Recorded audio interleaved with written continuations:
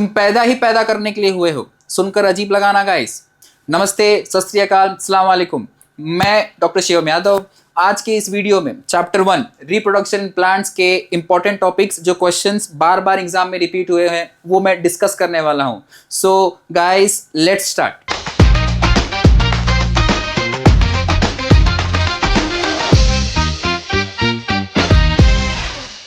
तुम जिंदा ही नहीं होते अगर रिप्रोडक्शन नहीं होता।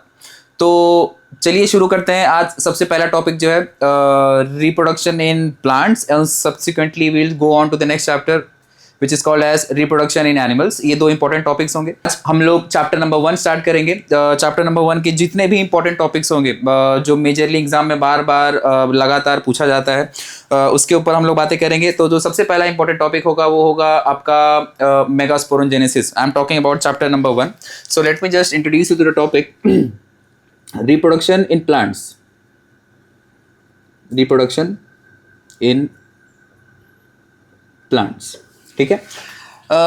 एक बात का ध्यान रखिएगा, पूरे टॉपिक में या पूरे वीडियो में जितना भी बार या जितनी भी बार मैं आप लोगों को इंपॉर्टेंट टॉपिक्स बताऊंगा, आई विल मेक श्योर कि आप लोगों को वो इंपॉर्टेंट पॉइंट्स मिले जो एग्जाम के पर्सपेक्टिव से इंपॉर्टेंट हो। लाइक आपको पता होना चाहिए कि अगर ये क्वेश्चन पूछा जाए तो कहीं ना कहीं आपके आंसर्स में इज आर एम वॉवल्स लगा के आप वो पूरा आंसर्स कंप्लीट कर सकते हो। So for the first important point or first important topic, it will be called as megasporogenesis. Megasporogenesis, ठीक है। जब आप मेगास्पोरोजेनेसिस की बात करते हो तो मेगास्पोरोजेनेसिस इज अ प्रोसेस जिसमें मदर सेल जो रहता है वो ओव्यूल के अंदर होता है। अब ओव्यूल कहाँ पर होता है, ओव्यूल अगर नहीं पता आप लोग को तो प्लांट का डायग्राम देखो या फ्लावर का डायग्राम देखो, उसके अंदर आपको ओव्यूल दिखेंगे। ओव्यूल के अंदर एक मदर सेल होता है या मदर सेल को we also call it as megaspore mother cell. इसको शॉर्ट फॉर्म में MMC भी लिखते हैं, ठीक है। जब आप रिप्रोडक्शन की बात करोगे तो रिप्रोडक्शन के अंदर कुछ इंपॉर्टेंट टर्मिनोलॉजीज इंपॉर्टेंट होते हैं। फॉर एग्जांपल आपको ये बात पता होना चाहिए कि माइटोसिस क्या होता है और मियोसिस क्या होता है। अगर ये समझ में आ गया हो तो some more important terms such as haploid and diploid. Haploid का मतलब N सिंगल एंड डिप्लॉइड का मतलब 2N, डाई का मतलब होता है 2N, ठीक है। तो मेगास्पोरोजेनेसिस में सबसे important term that's called as megaspore mother cell. Spell क्यों बोल रहा हूँ, वो तो जादू टोना होता है। खैर, मेगास्पोर मदर सेल जो होता है उसको हम लोग MMC भी बोलते हैं। MMC जो होता है वो डिप्लॉयड इन नेचर होता है and it undergoes meiosis to produce 4 haploid megaspores. अब मियोसिस का मतलब कहीं ना कहीं यहाँ पे आपको समझ में आ जाना चाहिए कि जो तुम्हारा 2N सेल होता है, जो मेगास्पोर होता है या जो मेगास्पोरोजेनेसिस होता है, जेनेसिस इटसेल्फ मीन्स कि आप यहाँ पे प्रोड्यूस कर रहे हो। क्या कर रहे हो आप लोग यहाँ पे? प्रोड्यूस। जब आप कोई चीज़ को प्रोड्यूस करोगे और यहाँ पे आप लोग, मैंने बोला कि मियोसिस हो रहा है, तो मियोसिस का मतलब हुआ कि जो तुम्हारा 2N है, 2N से आपके 4N सेल बने, मतलब 2N is basically making more 2N and more 2N cells. So meiosis का डेफिनेशन यहाँ पे आप लोगों को क्लियर हो जाना चाहिए कि 2 से 4 बनते हैं तो 4 से 8 बनेंगे। You are basically multiplying it by 2, ठीक है। आउट ऑफ दीज ये जब पूरा कंसेप्ट है मेगास्पोरोजेनेसिस के बाद, मेगास्पोरोजेनेसिस के अंदर जो मेगास्पोर रहता है 4 मेगास्पोर बने हुए हैं, या you can say after division you get 4 cells. और 4 सेल्स के अंदर जो तुम्हारा 3 सेल होगा, मतलब ये जो 4 सेल बने हैं 4N में से जो तुम्हारे 3 सेल होते हैं वो अलग और ये जो 1 सेल होगा वो अलग, ठीक है। इन लग रहा है ये, ठीक है। 4N में से एक 3N और एक N, 2 अलग अलग डिवीजन हुए जिसमें से जो 3 होते हैं, ये जो 3 ये पूरे डीजेनरेट हो जाएंगे और ये जो 1 होगा ये फंक्शनल रहेगा, ठीक है। ये तुम्हारा मेगास्पोरोजेनेसिस का प्रोसेस हुआ। फंक्शनल मेगास्पोर जो होता है, मतलब फंक्शनल मेगास्पोर की जब बात करेंगे तो हम लोग ये जो तुम्हारा 1N होता है फंक्शनल मेगास्पोर, FM लिखा हूँ शॉर्ट में, FM। फंक्शनल मेगास्पोर 1N जो है ये आगे चल के फीमेल गैमेटोफाइट में कन्वर्ट होकर एम्ब्रियो सैक बनाएगा। लिख देता हूँ, एम्ब्रियो सैक एम्ब्रियो सैक बनाएगा। अगर एक बार एम्ब्रियो सैक बन चुका तो एम्ब्रियो सैक कितने सेल्स के होते हैं, कितने अमाउंट, मतलब समझ लो कि जो तुम्हारा ये एक सेल होता है, mostly one cell is divided redivided and the amount of cells present in an embryo sac may be 7 और 8, it can be even more, but फिलहाल के लिए 7 से 8 हमारे 12th के टेक्स्ट बुक के हिसाब से 7 to 8 एक एन सेल से, मतलब तुम्हारा फंक्शनल मेगास्पोरोजेनेसिस, फिर उसके बाद में एम्ब्रियो सैक, और एम्ब्रियो सैक के बाद में कितने सेल्स होते हैं, ये पॉइंट। तो जितने भी मैंने आपको इस मेगास्पोरोजेनेसिस के अंदर मैंने बताया, एक बार रीकैप करके बता देता हूँ। सबसे पहला जो इंपॉर्टेंट टॉपिक था मेगास्पोरोजेनेसिस था। मेगास्पोरोजेनेसिस समझने से पहले आपको ये पता होना चाहिए कि माइटोसिस और मियोसिस क्या होता है। उसके बाद माइटोसिस मियोसिस अगर समझ चुका है तो हैप्लॉइड और डिप्लॉइड क्या होता है ये भी जानना जरूरी है। हैप्लॉइड डिप्लॉइड अगर नहीं जानते तो आगे आओ। मेगास्पोरोजेनेसिस के अंदर जो जेनेसिस वर्ड होता है, पूरे बायोलॉजी में कहीं पर भी जब आपको जेनेसिस वर्ड दिखेगा, इसका मतलब होता है कि you are basically trying to produce something.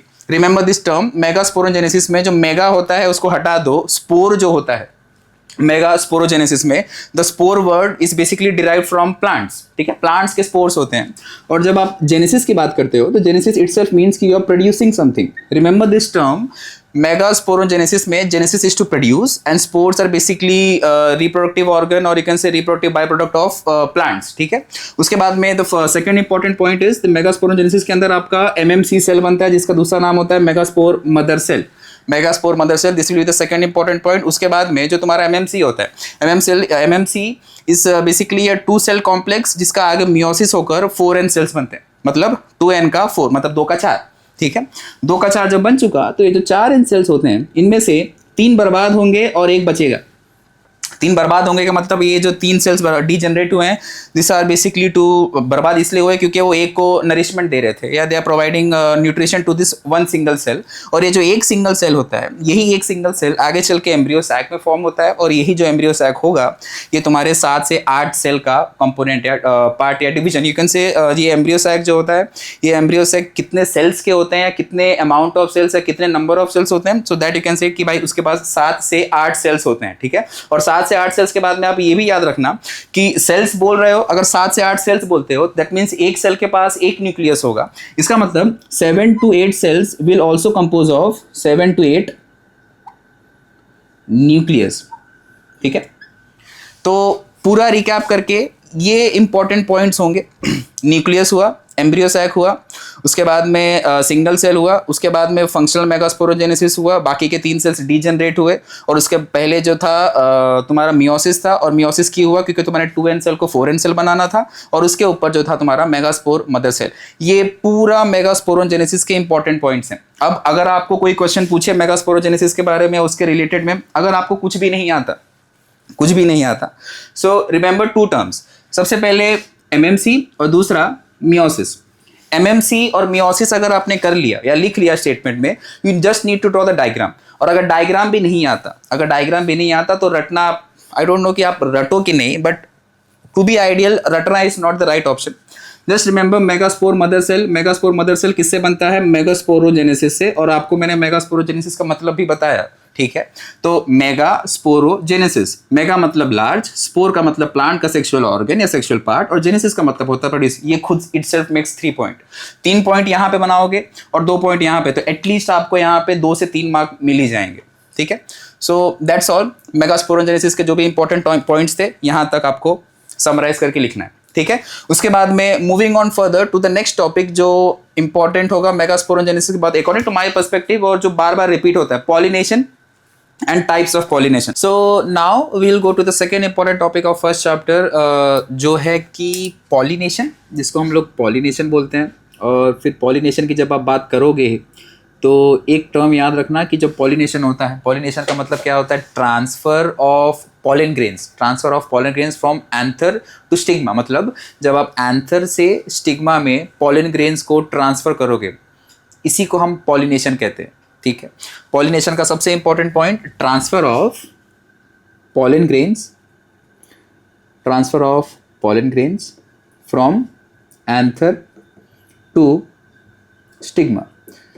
Guys just try to remember, जब भी एग्जाम लिखो आप लोग, तो ये सारे वर्ड्स जो पेपर करेक्टर होगा, they will be looking for such words. तो हाइपोथेटिकल या इतना ज़्यादा एग्जैजरेट करके लिखने की ज़रूरत नहीं होगी, जितना आंसर आपका सिंपल होगा उतना बेटर होगा।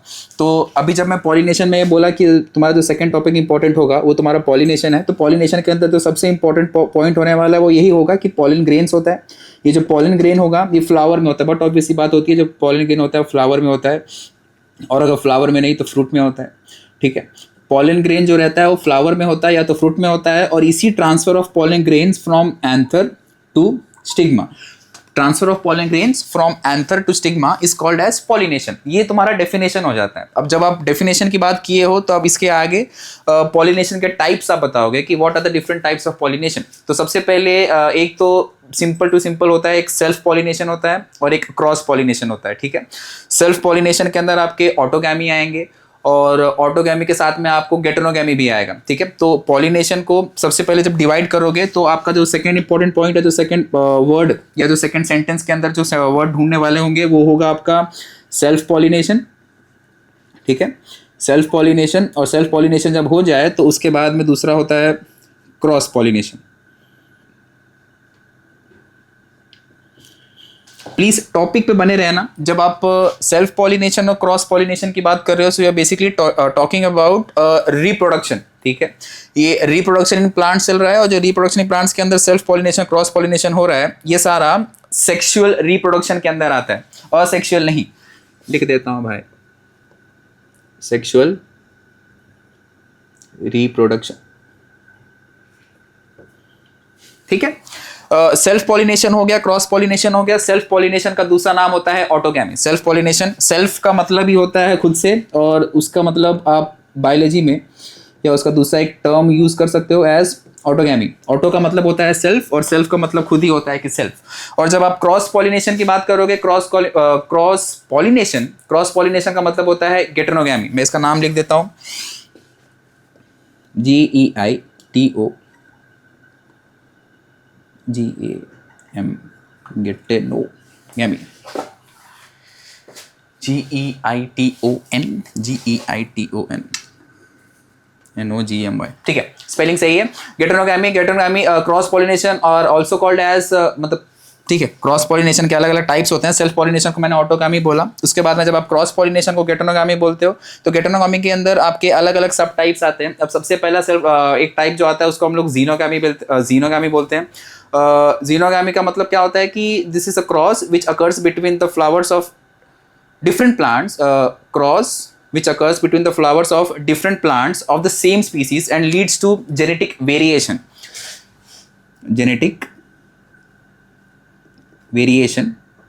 ठीक है, जेनेटिक वेरिएशन किया। अब जेनेटिक वेरिएशन जो हो रहा था वो क्यों हो रहा था? Because it was a cross between flowers of different species, cross between flowers of different species. ठीक है, genetic variation, cross of flowers of different species. और एक कौन सा टाइप ऑफ पॉलिनेशन था? इसको हम लोग जीनोगैमी भी बोलते हैं। इसका जो नाम है XENOGAMY। ठीक है, क्रॉस पॉलिनेशन। उसके बाद में जेनेटिक वेरिएशन की वजह से, जेनेटिक वेरिएशन किसकी वजह से होता है? जीनोगैमी। और जब जीनोगैमी हो जाए तो लास्ट टू लास्ट आपको बताना होता है कि अभी देखो पॉलिनेशन तो हो रहा है, पॉलिनेशन के अंदर ये बताया मैंने कि पॉलन ग्रेन्स का ट्रांसफर हो रहा है। तो देर आर डिफरेंट वेक्टर्स, और you can say there are different species which actually help in the transfer of pollen grains from one flower to another. तो ये जो ट्रांसफर ऑफ पॉलन ग्रेन्स होता है from one flower to another, मतलब एक flower से दूसरे flower पे जो तुम्हारा पॉलन ग्रेन्स का ट्रांसफर हो रहा है, this can be due to different factors, और you can say various factors. सबसे पहले होता है बर्ड्स, उसके बाद होते हैं हनी बीज होते हैं, हनी बीज के बाद में आपके विंड भी होता है, विंड के साथ साथ में आपके डिफरेंट माइक्रो ऑर्गेनिजम्स भी ले सकते हो, बट माइक्रो ऑर्गेनिजम्स तो इतने नहीं होते। बट मोटे मोटे शब्दों में कुछ कुछ जगहों पे इंसान, कुछ कुछ जगहों पे हनी बीज, कुछ कुछ जगहों पे बर्ड्स, और कुछ बची खुची कसर जो रहेगी वो अबायोटिक फैक्टर्स ले लेंगे, जैसे कि विंड, तूफानी बारिश आती है तो दो हवा चल रही है, उसमें भी पॉलन ग्रेन्स ट्रांसफर होते हैं। सो ये सारे डिफरेंट फैक्टर्स होते हैं। और अगर आपको और भी इलैबोरेटिव आंसर लिखना होता है पॉलिनेशन के ऊपर, सो इन दी एंड यहाँ तक जब आप पहुँच जाओ, जब आप यहाँ तक पहुँच जाओ तो लास्ट टू लास्ट में आपको ये चीज़ लिखनी होगी कि जो तुम्हारा पॉलिनेशन हो रहा है, पॉलिनेशन के लिए जो रिस्पॉन्सिबल फैक्टर्स होते हैं, they can be biotic as well as abiotic. And जो पहले के वीडियोस में मैंने बताया भी था कि जो तुम्हारा बायोटिक और अबायोटिक फैक्टर्स होता है, मतलब बायोटिक का मतलब होता है लिविंग और अबायोटिक का मतलब होता है नॉन लिविंग, ठीक है। तो biotic factors and abiotic factors ये दो लास्ट टू लास्ट में लिख सकते हैं। ये सारा आपका पॉलिनेशन के इंपॉर्टेंट पॉइंट्स हो गए। अब इन्हीं सारे पॉइंट्स के ऊपर आप मिनिमम 2 से 3 मार्क का क्वेश्चन आराम से लिख सकते हो। और अगर आपको ये सारी चीज़ें आती हैं so just mark it down या note it down and in the end please try to draw the diagram wherever necessary. मतलब ज़रूरत पड़ने पे बनाने से अच्छा है कि जहाँ आपको वो क्वेश्चन दिखे और आपको लगे कि उस क्वेश्चन के ऊपर रिलेटेबल डायग्राम्स है तो प्लीज़ मैं सजेस्ट करूँगा कि ड्रॉ करना डायग्राम, क्योंकि लिखने से ज़्यादा अच्छा होता है कि आप उन्हें एक्सप्रेस करके बताओ। और art is the best form of expression. तो मतलब आपको जितना अच्छा स्ट्रक्चर या डायग्राम बना सकते हो that will be more productive in the exams. And moving on further, last to last part में आपको ये ज़रूर बताऊंगा कि हर क्वेश्चन जो आप लिखोगे उस क्वेश्चन पे आपको कितना इलैबोरेटिव होना है और कितना कम रखना है चीज़ों को। मतलब ज़्यादा डिस्क्रिप्टिव होता है ना कि आपको पूछा गया है कि आपका नाम क्या है, तो आप अपना ही नाम बताते हो, ना कि आप अपने परिवार का, आपकी बीवी का, आपके फ्रेंड का, आपके बच्चों। Doesn't make any sense. Try to keep it short and simple, क्योंकि जो सिंपल चीज़ें होती हैं वो अट्रैक्टिव होती हैं। ज़्यादा सोफिस्टिकेटेड चीज़ें लोगों को पसंद नहीं आती, ठीक है। उसको हम लोग वाना भी बोलते हैं। खैर, ये सारा इंपॉर्टेंट पॉइंट्स था पॉलिनेशन का। सबसे पहले पॉलिनेशन का मतलब क्या होता है, पॉलन ग्रेन्स। जस्ट एक रिकैप, क्विक रिकैप। पॉलिनेशन का मतलब होता है पॉलन ग्रेन्स। पॉलन ग्रेन्स का जो ट्रांसफर होता है from anther to stigma, this is called as pollination. Pollination कितने तरीके के होते हैं, 2 तरीके के होते हैं। और भी सब टाइप्स दिखेंगे, बट फिलहाल के लिए जो इंपॉर्टेंट पॉइंट्स हैं, सेल्फ पॉलिनेशन और cross pollination.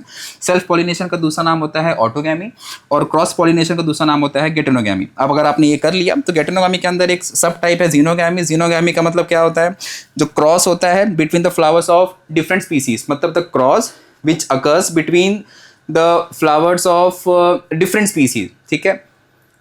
Between the flowers of different species or different plants also, you can say different species or different plants, ठीक है। इसी को हम लोग जीनोगैमी बोलते हैं। और ये तुम्हारा इंपॉर्टेंट पॉइंट्स में आ गया। और लास्ट टू लास्ट में अगर आपको और इलैबोरेटिव क्वेश्चन या और इलैबोरेटिव आंसर लिखना हो तो you can write this 2 factors. There are different factors which are also responsible for pollination, though they can be termed as biotic factors and abiotic factors. और अगर आपको ये भी आ गया है तो लास्ट टू लास्ट में example, because if you don't remember this guys, try to make a habit, अभी से मेक एन हैबिट कि जितने भी एग्जाम्पल से कम उसमें से 1 या 2 एग्जाम्पल याद रखो, क्योंकि एग्जाम्पल कैरीज मार्क्स, ठीक है। Example carries marks and it will give you marks. हमारे टाइम पे मार्क्स नहीं काउंट होते थे उसके एग्जाम्पल के, बट आप लोग के लिए है। So utilise it to the more और टू द मैक्सिमम, ठीक है। So biotic factors and last to last में आपको क्या लिखना होगा, examples, any 1 or 2 example, that's it. तो ये आपका second important topic on reproduction in plants. So moving on further to the topic जो इंपॉर्टेंट होगा, that will be called as double fertilisation.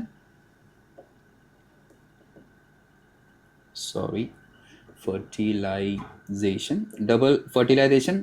और ये डबल फर्टिलाइजेशन जो होता है वो भी प्लांट्स में ही होता है, ठीक है। So now when you talk about double fertilisation, सबसे पहले यहाँ तक आने के बाद में I suppose that you guys know कि what are angiosperms and what are gymnosperms. अगर आपको एंजियोस्पर्म्स और जिम्नोस्पर्म्स नहीं पता है तो आई विल जस्ट सजेस्ट कि आप लोग 11th स्टैंडर्ड की चैप्टर नंबर 1, 2, 3, 4, 3rd या 4th चैप्टर में किंगडम प्लांटे है, उसके अंदर लास्ट के राइट साइड के पेजेस पे एंजियोस्पर्म्स एंड जिम्नोस्पर्म्स के बारे में लिखा हुआ है। So just go through it, एक बार रीड कर लेना, इतना ज़्यादा कुछ कॉम्प्लिकेटेड नहीं है। एक ओपन सीड वाले होते हैं, क्लोज सीड वाले होते हैं, एक के सीड्स नेकेड होते हैं, एक कवर्ड होते हैं, एक फ्लावर फ्रूट बेरिंग प्लांट्स होते हैं और एक फ्रूट बेरिंग प्लांट्स नहीं होते। यही सारी चीज़ें होती हैं एंजियोस्पर्म जिम्नोस्पर्म्स में, ठीक है। फिलहाल के लिए जब आप डबल फर्टिलाइजेशन की बात करोगे तो डबल फर्टिलाइजेशन के अंदर कौन कौन से पॉइंट्स और कौन कौन से वर्ड्स इंपॉर्टेंट होंगे ये याद रखना ज़रूरी है। तो सबसे पहले ये याद रखना कि जो डबल फर्टिलाइजेशन होता है वो एक यूनिक फीचर होता है एंजियोस्पर्म का।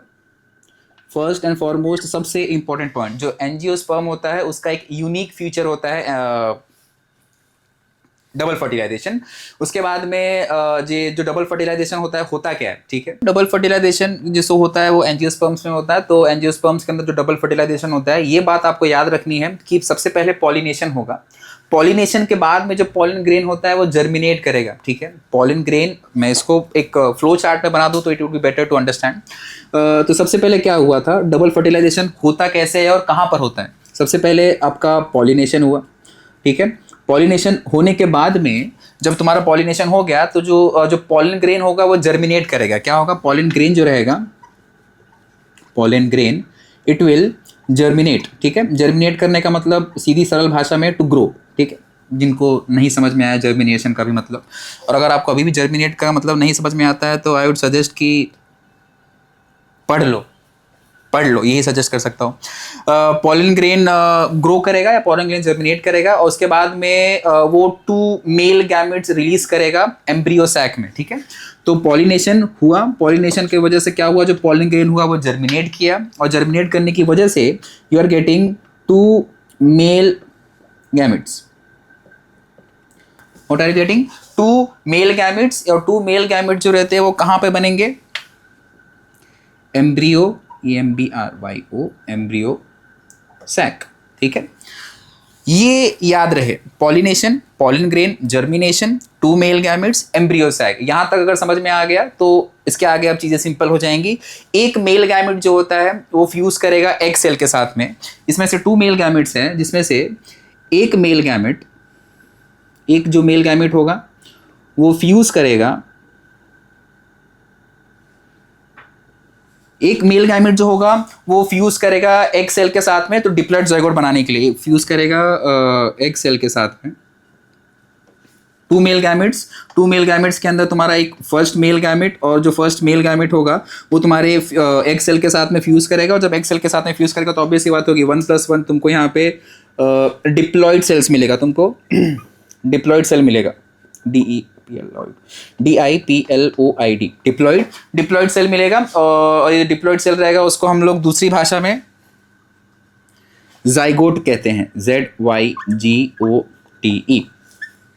ये वर्ड याद रहे, उसको हम लोग जाइगोट कहते हैं। और ये जो जाइगोट बना है, ये जो पूरा प्रोसेस हुआ है, 2 मेल गैमेट में से एक मेल गैमेट फ्यूज किया एग सेल के साथ में, उसके बाद में जो तुम्हारा डिप्लॉइड सेल बना, it can also be called as a zygote. ये पूरे प्रोसेस को सिनगैमी बोलते हैं। मैं I just give a recapitulation of what I just said. Pollination जो होता है, पॉलन ग्रेन्स का ट्रांसफर होता है या पॉलन ग्रेन्स का जर्मिनेशन होता है। पॉलन ग्रेन्स के जर्मिनेशन की वजह से what are you getting is are 2 male gametes, और ये जो 2 मेल गैमेट्स होते हैं ये एम्ब्रियो सैक में प्रेजेंट रहेंगे। ठीक है, उसके बाद में ये जो 2 मेल गैमेट्स होंगे, 2 मेल गैमेट्स में से एक मेल गैमेट, ठीक है याद रखना, एक मेल गैमेट एक एग सेल के साथ में फ्यूज करेगा। ठीक है, और ये जो फ्यूजन हुआ, इसी फ्यूजन को ह्यूमन रिप्रोडक्शन में कहते हैं हम लोग कि फर्टिलाइजेशन हुआ है। ठीक है, पर प्लांट्स के अंदर इसको हम लोग जाइगोट का फॉर्मेशन भी कहते हैं, और इस प्रोसेस को, जाइगोट के फॉर्मेशन के प्रोसेस को वी टर्म इट एज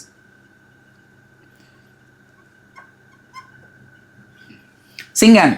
इसी को हम लोग सिंगैमी कहते हैं। ठीक है, अभी सिंगैमी तक अगर समझ में आ गया हो तो जस्ट टू रिकैप्चुलेट या जस्ट टू गो बैक, पीछे तो वैसे जाना सही बात नहीं है, बट फिलहाल के लिए यहाँ पर जब तुम्हारा 2 मेल गैमेट्स होता है, उसमें से एक मेल गैमेट आपने यूज किया है, अभी भी एक मेल गैमेट बचा हुआ है। ठीक है, तो ये जो एक मेल गैमेट बचा हुआ है ना, ये एक मेल गैमेट 2 पोलर न्यूक्लियड जो ऊपर की तरफ होते हैं, अगर तुम डायग्राम देखोगे तो ऊपर की तरफ 2 पोलर न्यूक्लिया होते हैं, उसके साथ में एक ट्रिप्लॉइड एंडोस्पर्म न्यूक्लियस बनाता है। ट्रिप्लॉइड प्राइमरी एंडोस्पर्म न्यूक्लियस, मैं उस वर्ड को लिख देता हूं वरना मुझे बोलने में भी तकलीफ होगी। Triploid primary endosperm